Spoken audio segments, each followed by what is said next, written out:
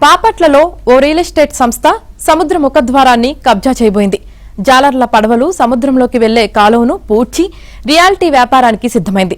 మత్స్యకారుల ఆందోళనతో కలెక్టర్ స్పందించి కొంతకాలం పాటు వివాదాస్పద భూమిలోకి ఎవరూ వెళ్లవద్దని ఆదేశాలిచ్చారు.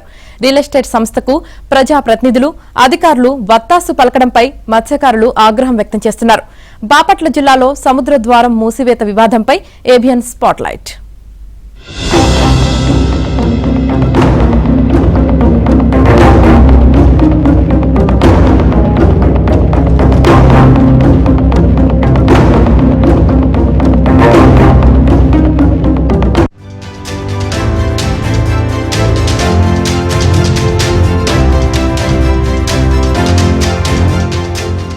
బాపట్ల జిల్లాలో ఓ రియల్ ఎస్టేట్ సంస్థ బరితెగించింది. చీరాల, బాపట్ల మండలాల సరిహద్దుల్లో అడవి పంచాయతీ పరిధిలోని సముద్ర తీరంలో రియల్ ఎస్టేట్ వ్యాపారులు మూసివేసిన సముద్ర ముఖద్వారాన్ని పునరుద్దరించాలంటూ మత్స్యకారులు ఆందోళనకు దిగారు.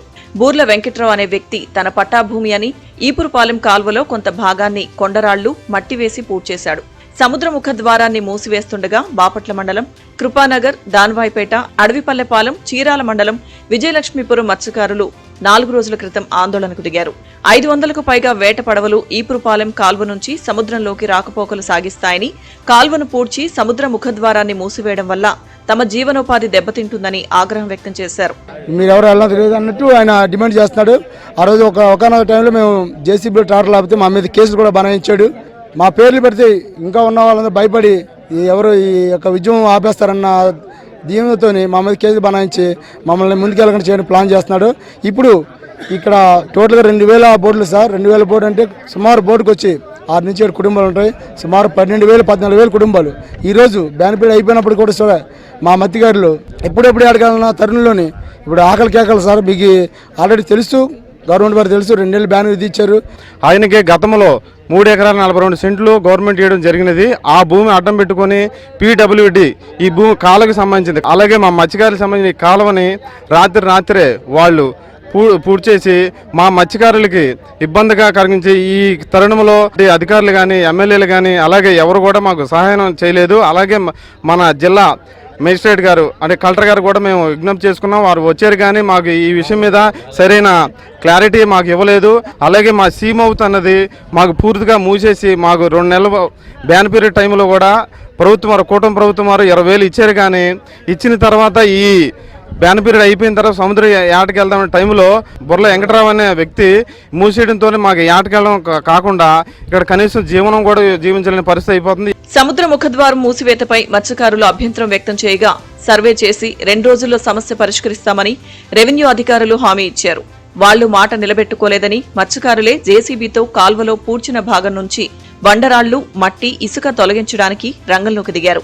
దాంతో వారిని నివారించేందుకు బాపట్ల డీఎస్పీ ఆధ్వర్యంలో పోలీస్ పికెట్ ఏర్పాటు చేశారు. కాలువ తవ్వకుండా అడ్డుకున్నారు. కాల్వను పూర్వస్థితికి తీసుకొచ్చే వరకు ఆందోళన విరమించేది లేదని జాలర్లు స్పష్టం చేశారు. తీరంలో టెంట్లు వేసి బైఠాయించారు. మాకు గవర్నమెంట్ 500 మీటర్ల వరకు గవర్నమెంట్ మాకు హక్కు ఇచ్చింది మత్స్యకారులకి. దాని ప్రకారంగానే ఈ 74 నుంచి ఈ కాలువ ఈవల్ సైడ్ కట్టు మౌత్ ఈ కాలువని మేము మత్స్యకారులు 2,000 బోట్లు మంది వాడుకుంటూ దీని మీద జీవనం గడిపిస్తున్నాం. అలాంటి దాన్ని ఈ మధ్య 2 సంవత్సరాల నుంచి మాకు తెలియకంట, మా ఎవరికీ తెలియక మత్స్యకారులందరూ పడుకునే టైంలోనే, ఆటకెళ్ళే టైంలోనే రాత్రులు ఇదంతా పూర్తి చేసి ఎక్కడ సదం చేసి పడేశారు. మత్స్యకారుల ఆందోళన తీవ్రం కావడంతో కలెక్టర్ స్పందించారు. వివాదాస్పద భూమిపై BNS 163 యాక్ట్ అమలు చేస్తున్నట్లు ప్రకటించారు. చీరాల, బాపట్ల ఆర్డీఓలు చంద్రశేఖర్, గ్లోరియాను విచారణ అధికారులుగా నియమించారు. వివాదాస్పద భూమిపై తక్షణమే నివేదిక ఇవ్వాలని కలెక్టర్ ఆదేశించారు. 3.5 ఎకరాల వివాదాస్పద భూమిలోకి ఎవరూ ప్రవేశించరాదని బాపట్ల జిల్లా కలెక్టర్ జె వెంకటమురళి హెచ్చరికలు జారీ చేశారు. సుమారు 200-300 మంది ఇక్కడ గ్యాదర్ అవటం, వాళ్ళ డిమాండ్స్ మా కాలువ పక్కాగా ఉండాలి, రెవెన్యూ అధికారులు వచ్చేసి ఈ ఏర్పాట్లు చేయాలని కోరటం. దీనిపై మా జిల్లా ఎస్పీ గారు అలాగే కలెక్టర్ గారు కూడా మాట్లాడటం జరిగింది.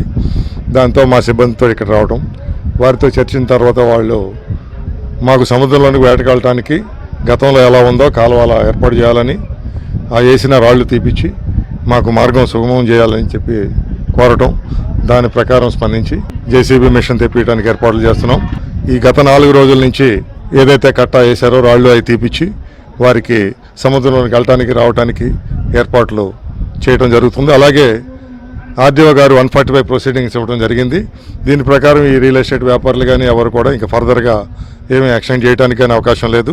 ప్రభుత్వం తీసుకునే నిర్ణయానికి కట్టుబడి ఉండాలని వాళ్ళందరినీ కోరుతున్నాం. సముద్రంలోకి చేపల వేటకు వెళ్లే మరపడవల రాకపోకలకు ఎలాంటి ఇబ్బంది లేకుండా ఈపురుపాలెం స్ట్రెయిట్ కట్ కాల్వను పూర్వస్థితిలోకి తీసుకురావాలని మత్స్యకారులు డిమాండ్ చేస్తున్నారు.